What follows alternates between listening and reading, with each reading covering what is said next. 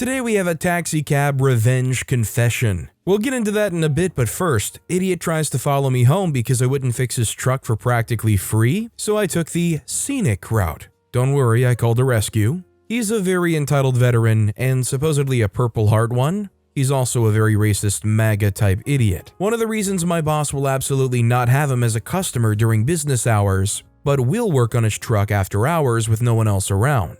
The usual MO is he tries to fix something on his truck and freaks it up and then expects everyone else to fix it for really cheap using his veteran status as a guilt trip because he's already done half the work himself. The time he fixed his brakes and he somehow no longer had rear brakes. His truck is 2 bolt failures away from a junkyard. My boss is out of town, so I was in charge for the week with strict instructions to not help him while he's out. He showed up at the shop today, demanding I fix his truck. I had already closed the building up and was ready to leave. I told him when G gets back, he'll fix your truck. He didn't like that answer, then said something I picked up on to be a racist remark and told him to freak off till G gets back. He gets ticked and grabs a piece of wood and throws it into the desert. I start my drive home and a second or two later, I notice his truck behind me and matching my lane changes. I live 40 miles away, so I knew he wouldn't keep up with me in the hills and I didn't want to kill him by outpacing him. So I call my friend who's only about 9 to 10 miles in the middle of the desert and told him I was going to swing by because I think I'm being followed and I was going to take the scenic route. He told me he was going to meet me at the halfway, and if he had to, he would scare him off. The scenic route is 7 miles of rough desert road that will destroy any truck without long travel suspension. A lot of locals use it to test and tune their desert off-roaders. I get to the turnoff into the trail, and I see his headlights turn in behind me. At that point, I shut my lights off and turn on my desert headlights and floor it. I made sure to lure him into the first set of jumps. Right before the jumps, I kicked up a bunch of dust and turned off all the lights and waited at the other end. I see his headlights again, and I could tell he cleared the first jump, but I could see his headlights shake going down, which is a sign of suspension failure from hitting the ground hard. I turned on all my lights so he could see where I was as I left and proceeded to my friend's location. He was waiting for me with his brother and a big crap-eating grin. He told me he saw me about a mile away because of the lights, but couldn't see the other truck behind, and he just said, "Looks like he must have missed the first jump. I'm gonna call a rescue." We hung out another few minutes and took a different trail that led me to the highway home. Later in the evening, I get a call that he was fine, but his truck was literally bent at the cab and bed from the 5-foot drop he experienced. He said he got lost going home. I plan on calling G in the morning and letting him know that I'm having that idiot trespassed from the shop for that stunt. After that, when he clearly tried to follow you home and thank God his truck got ruined from that stunt, 100% you have to assert yourself and say, "This guy is not okay in this store." I get it, you were helping him shamelessly off hours, but no more. Also, hi, I'm Steven, and if you guys enjoy crazy stories of revenge, it would be awesome if you left a like or left a review if you're listening to my podcast. That said, our next story is, you don't like it? No, will do. Went to a strict public school. They allowed hair color and stuff, but this one religious teacher decided to pick on me for having my hair dyed red. Only the tips part of my hair was dyed, in case I regret it so I can just cut it short. One time we got into the topic of proper grooming and stuff. Instead of discussing, she spent almost her entire 1-hour class duration to talk about how people who dye their hair, get tattoos, and have piercings will not get anywhere in life. She spoke in broad topic, but I knew it was directed at me when she said, "When did you ever see a highly professional woman with red hair?" I was the only one in class with dyed hair. She spent her entire time talking about how they'd never get anywhere in life. The next week, I dyed my entire hair to spite her. Some might say it's disrespectful, but she never had the right to decide and tell me I'd never get anywhere in life just because my hair is dyed. I had a few teachers like this growing up and I absolutely despised them. Especially the teachers I've had who try to do like a class PSA. They get everybody's attention and start talking about a subject, about bettering yourself or being more active or whatnot. And you can even see her eyes kind of darting at the person she's referencing as she's trying to give this PSA on how to better yourself and not be like that kid she's clearly targeting. Our next story is Pastor's Unexpected Playful Revenge. As a former United Methodist pastor, I remember the early days after seminary when finances were tight. I recall how, at times, I struggled to make ends meet. I couldn't even afford a vacuum cleaner, so I'd occasionally borrow the church's vacuum to tidy up my living space. It seemed harmless enough, a small act to ease my financial strain. One week, however, I kept the vacuum for longer than usual. When I returned to the church to borrow it again, it had vanished. After a thorough search, I found it stashed away in an obscure closet. It was clear someone had hidden it from me. Feeling a mix of frustration and amusement, I decided to play a subtle prank. I discreetly moved one of the altar candles to my office, mimicking the disappearance of the vacuum. The following Sunday, as worship was about to begin, the lady responsible for cleaning the church approached me in a panic, reporting the missing candle. In a moment of shared humor, I suggested, maybe the candle holder and the vacuum decided to run off together. Her friends found it amusing, and as she stormed off, I couldn't help but feel a sense of satisfaction that my prank had landed, and she had approached me in public. Later, I discovered a gently used vacuum placed outside my office as a gift. A silent apology from someone who had underestimated my sense of humor. That was 20 years ago. And even though I'm no longer a pastor, it's not uncommon for former congregants to still bring up that incident if we happen to run into each other. It seems some memories have a way of sticking around longer than others. I mean, I thought the church was supposed to be all for that kind of thing, you know? It's supposed to be like a real helpful place. You can do the Christianly thing and turn the other cheek to somebody borrowing the church vacuum. They're just trying to take care of their place. And look at the bright side, surely nothing they're doing goes against the Bible. Surely they're stopping dirty things, not creating them. Our next story is, you don't like the conversations? Fine, I won't talk to you at all. Almost 2 months ago, my male coworker, who is almost 10 years older than me, started to become very irritated anytime my boss and I would have little debates over stuff. Even though the conversations were nothing too serious usually, we enjoyed those conversations as they were a nice break from the usual mundane work stuff, and even others would join in. I noticed my coworker started to become irritated anytime my boss and I would have these chats. Fast forward to the last conversation boss and I had was about student loans, how financial institutions disperse money to the students in school, etc. My boss started to tell a story about his friend's kid who had misused a good chunk of his student loan money. I kept talking with my boss to try and understand how that happened, and we had a difference of opinion on how financial institutions keep people from misusing student loans. Coworker wasn't even a part of the conversation my boss and I were having, but he felt the need to interject himself in a noticeably angry and hostile manner, trying to tell me I was wrong. Coworker acted as if the whole convo was personal and directed toward him, even though it wasn't. Later, coworker says to me that he doesn't like it when I have conversations like that and feels that I'm feeding into my boss's anger. So I had a light bulb moment after that, and I decided since he wanted to freak around and find out, I wouldn't initiate any conversations with him and pretty much give him the cold shoulder since he perceives me as combative. Now for the petty revenge part.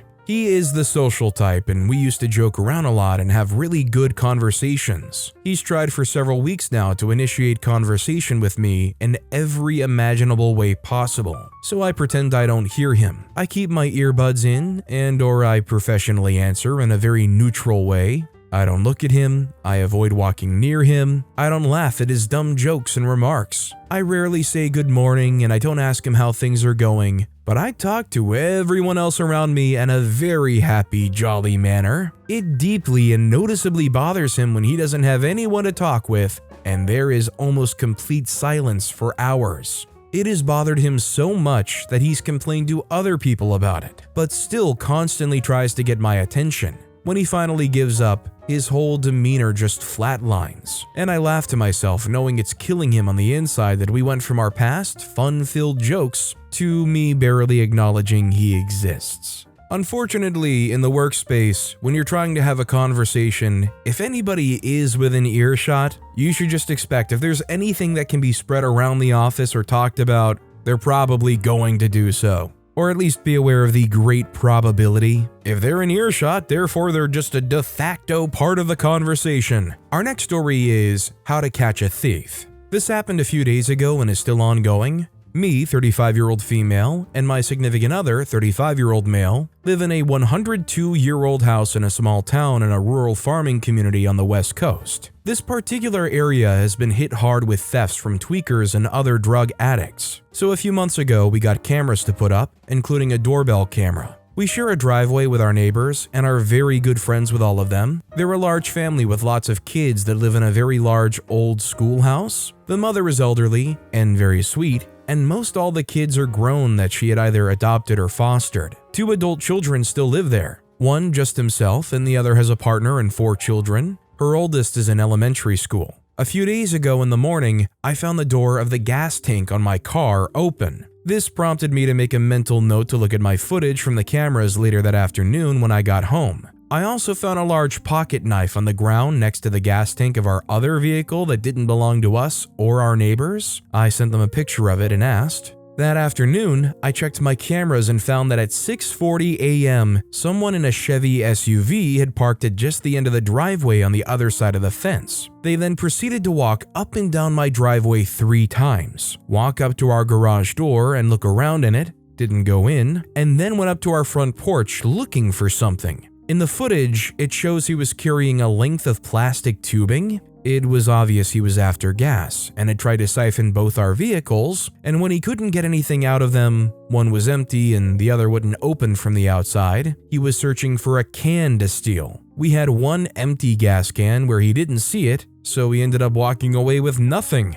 Ha! So I downloaded the videos and sent them to my neighbors to see if they recognized him. They texted me back immediately and told me it was one of their brothers who's a drug addict and has trespassed off their property and has a history of theft also. They encouraged me to contact the sheriff and file a report. I also made several vague, no names or who I think it is, posts on some local community pages with the videos asking for information. I was given a few leads, but the majority consensus was pointing to the neighbor's brother. I gave all this information, along with the videos and pictures of the knife, to the sheriff for the report. The deputy that took that report said, "Neighbor's brother is a thorn in many people's sides." The way he said it and the feeling I got from the whole interaction was that they were watching him closely and have some kind of ongoing case with him. They also asked if I'd made any posts online, and I told them I had. Was very vague and only asked for information, so that's where I'm currently at with the legal aspects of it.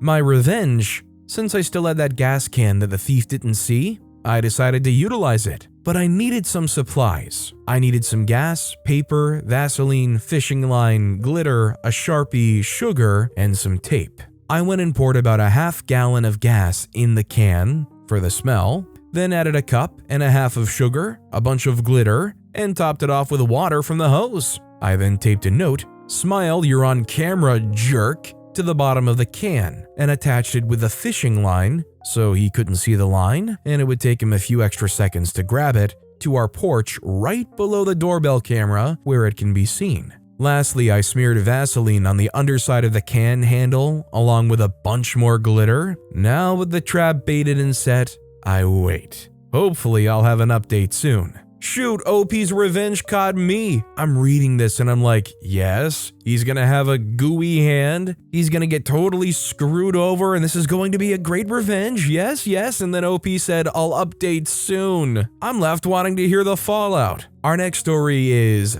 body shamer. I went to a salon to accompany my sister, then a customer arrived unannounced. This salon operates by schedule since it's always crowded. And there she was, making demands even though she knew she wasn't scheduled for today. While waiting for her turn, she body shamed one of the workers who I think she knew. "Why are you so fat? Are you thriving on problems?" The worker didn't react, but it was evident on her face that she was offended. Then when it was the customer's turn, the worker who was body shamed was the one to assist her. It seemed like she took out her anger through the customer's ingrown removal. The customer was in constant pain because the worker did not make it easy for her. The customer said, "Isn't your cut too deep? It hurts so much." The worker responded, "No, ma'am, it's just that your ingrown is too deep."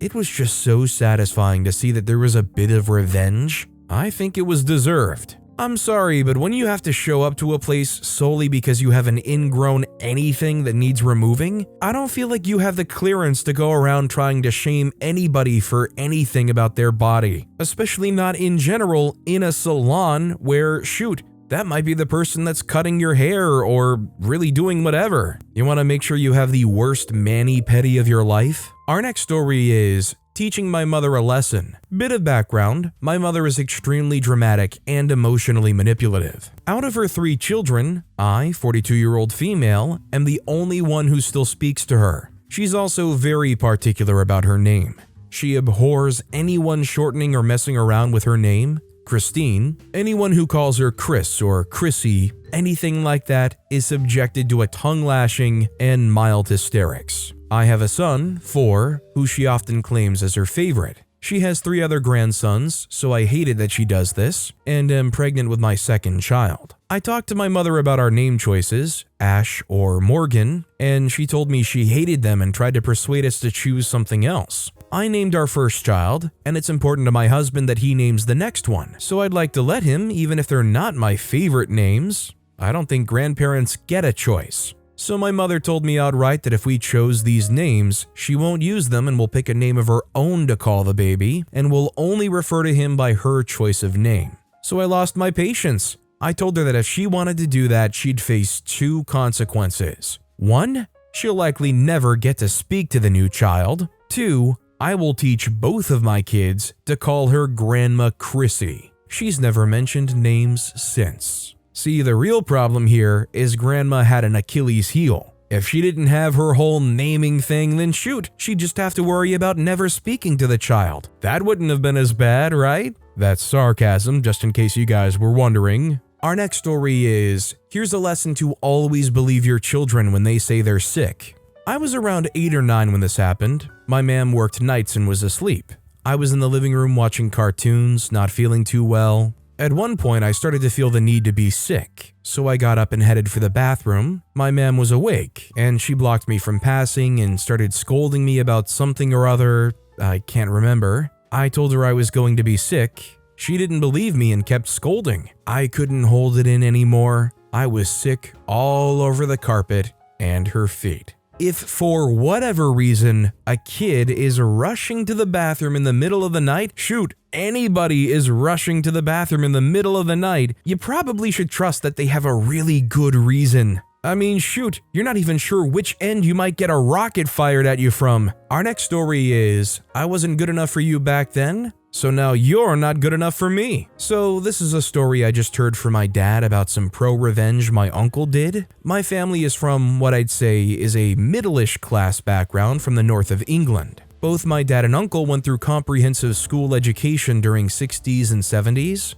My uncle proved to have a talent in science through secondary school, and so later applied for multiple universities around the country, including Oxford. Now, Oxford University is well known as one of top-notch elite universities, and so quite well-to-do and posh, snobby posh. Oxford University turned him down. They considered comprehensive school education as not good enough. It wasn't grammar or private school education, and they were pretty explicit about it at the time. Roll on to the 90s, my uncle is now one of the foremost experts in his field and is a highly respected scientist. At the time, he was working for a research establishment over in the USA. It's now 93 or 94, and he receives a letter from, wouldn't you know, Oxford University. And this time, instead of dismissing his comprehensive school education, they're offering for him to come over for a job interview. He accepts, but points out he's in America, so the prestigious university offered to fly him over on Concorde. They roll out the red carpet to really butter him up. My dad picks him up from the airport, and to my dad's horror, my uncle, he's in his best I'm relaxed gear, a shirt that's dirty, shorts and flip-flops, rocking his usual scruffy beard, really not job interview worthy at all. My dad thought that because he's going for this high-end Oxford University job interview, he'd at least put in his best suit. After all, the university was trying to poach him back to the UK, not looking like he just walked off a beach in the Gulf of Mexico to grab a drink at the bar. So my dad drops my uncle off and waits in the car park. 1 hour later, my uncle reappears, gets in the car, and asks to be taken to the airport. My dad asks him how it goes, expecting to have been there longer in the car park waiting for him. They offered me the job, but I turned it down. I told them that I wasn't good enough for you when I was 18. They aren't good enough for me now. The university was also paying for his Concorde flight home again. I honestly don't know what would have been louder, the mic drop or the jaw drop.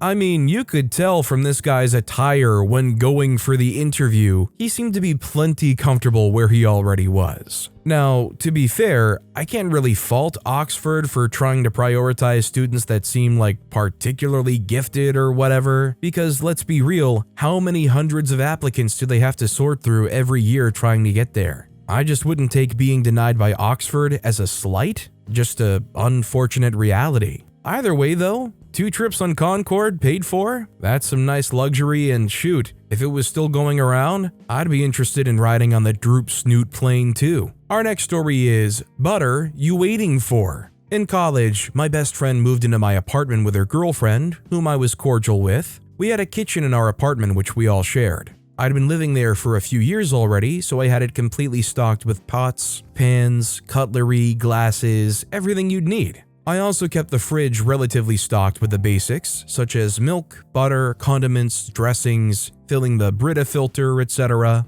I thought these were basics of a human household in the US. Life was fine. Until the girlfriend started trying to control the entire house, including our food choices, when we could and couldn't shower, who could come into the house and when, etc. I was accommodating. I gave her a heads up if people were coming over, and we created a shower schedule. But her control issues really became a problem in the kitchen. Now, I don't know about y'all, but where I come from, butter is a condiment. I buy butter like I buy milk, or ketchup, or mayonnaise, or ranch dressing. It's just always getting restocked, and it's a staple of the fridge. I bought Kroger brand. If it's low, you buy more. Easy peasy. One evening, I used a small slab/cut of butter that was in the fridge for my dinner. I didn't think anything of it. This girl got so mad at me for using her butter. Literally just Land O'Lakes, nothing freaking fancy, that she wrote on the paper-wrapped stick of butter with a pen,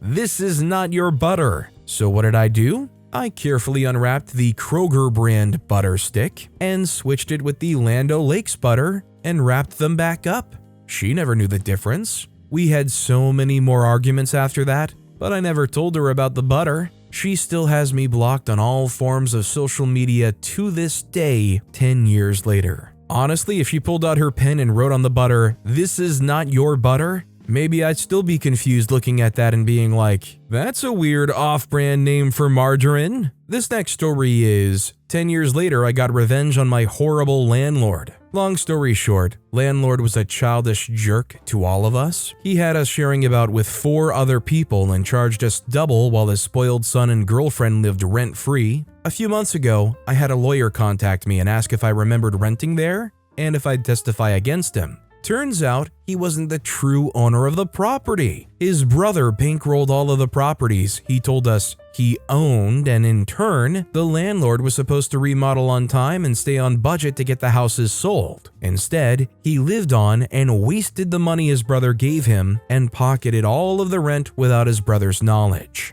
His face went white when he saw me, and I tripped his lawyer up, who asked me 2 weak questions, then said he didn't have any questions for me. As I left the courtroom, I saw him from the corner of my eye sneer as I walked past, and he very loudly called out to me a sing-song voice, "Bye, Sarah," right in front of the jury. Today I learned he lost the entire case.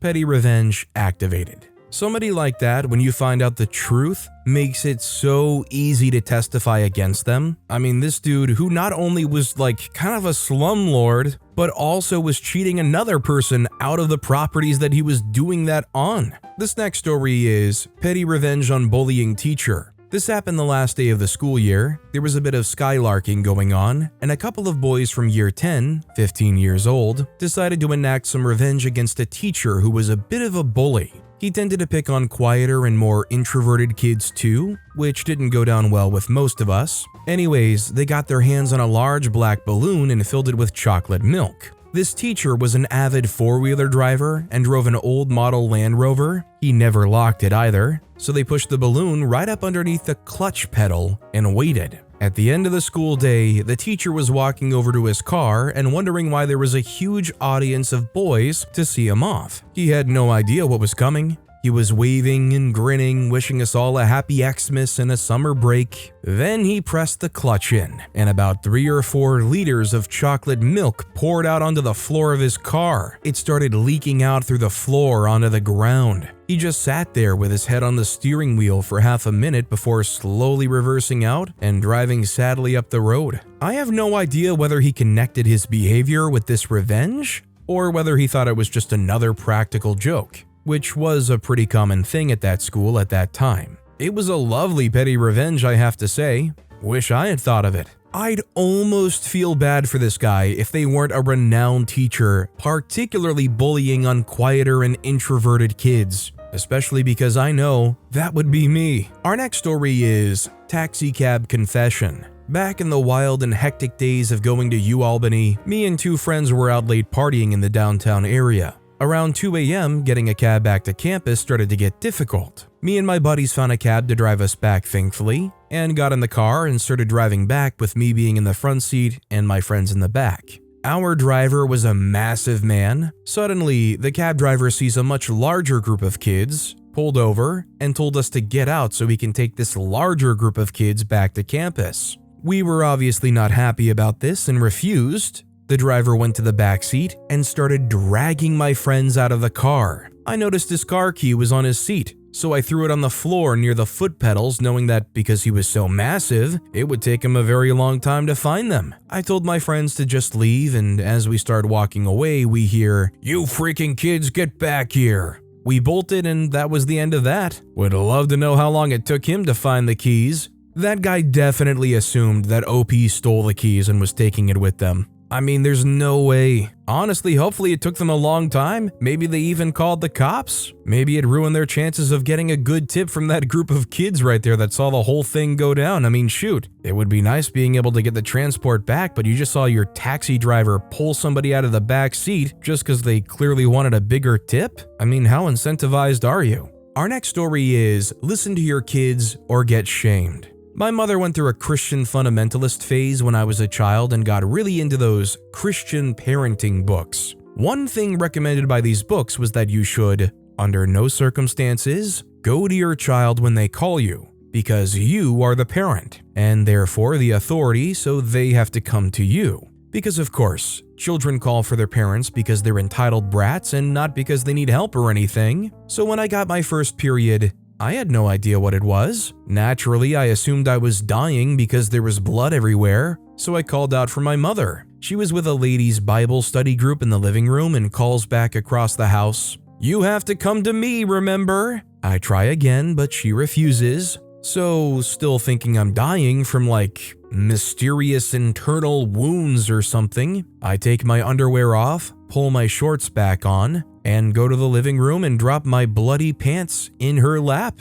She was horrifically embarrassed in front of all her church friends, whisked me back off to the bathroom and sorted out the situation. She also never pulled that "you come to me because I'm the authority" crap again. I don't know why, and I don't know what it says about me, but I'm imagining the scene of the crime being way worse. Like OP just walks back in there and hands the evidence over and it's just like a crime scene with splatter everywhere. I mean, don't get me wrong, just any amount that's even noticeable is going to be a very embarrassing thing for this mom, but the way OP wrote it, it made it sound like there was just an alarming amount going on. To be fair though, from what I've heard, it can be. But with that being said, that's all the time we have for today. Now, if you want to hear another absolutely crazy revenge story, check out that video on the left. Or if you missed my latest video, check out that video on the right. That said, I'll see you all next time with some more stories.